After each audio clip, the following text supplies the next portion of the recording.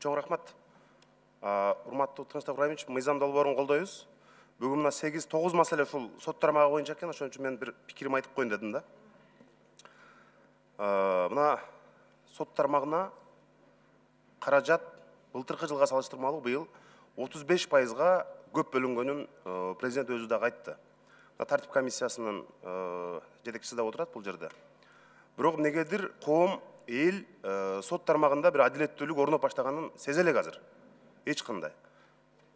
Саясий эркти беребиз деди, акчаны беребиз деди, бирок сот тармагында жылыш жок. Мына бир эле мисал айтайын. Тартип комиссиянын төрайымы сиз отурасыз.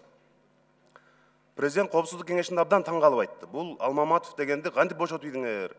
Ошондой соттор бизде кантип иштеп жүрөт деп айтып атат. Силер президенттин сөзүн чымын чаккандай дагы көргөн жоксуңар. Ошо сотторго сөгүш берип коюпсуңар. Бул деген сөз мындан ары дагы коррупция менен күрөшкө соттор тарабынан мындай саботаждар улана берет деген сөз. Эл, карапайым адамдар, депутаттар, башкалар сүйлөгөнү бир мындай.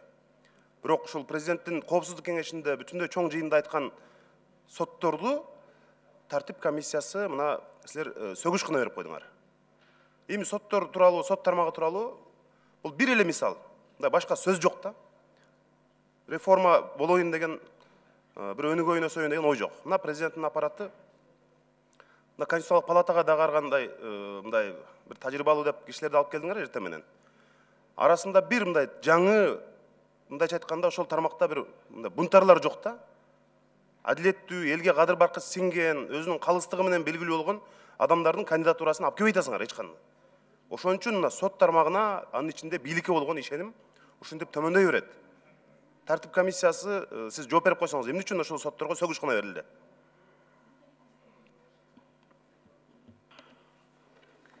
Саламатсызбы, урматтуу депутаттар. Жанарбек Кубанычбекович, Судьялар кеңешине караштуу тартип комиссиясы жөнүндө закон боюнча тартип комиссиясынын мүчөлүгү 9 адамдан турат. Ал 3 адам сот системасынан, 3 адам жогорку кеңештен жана 3 адам президенттен.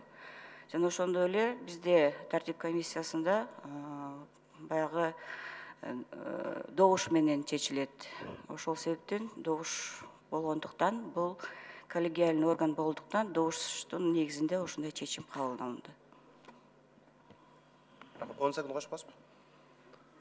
Жогорку кеңештеги фракциялардагы анда өзүңөрдүн курамыңарды, ушу тандоо кеңешиндеги тартип комиссиясындагы курамыңарды карап, ушул соттук реформага жогорку кеңештеги фракциялар дагы жоопту экенин унутпасак. Ошондуктан муну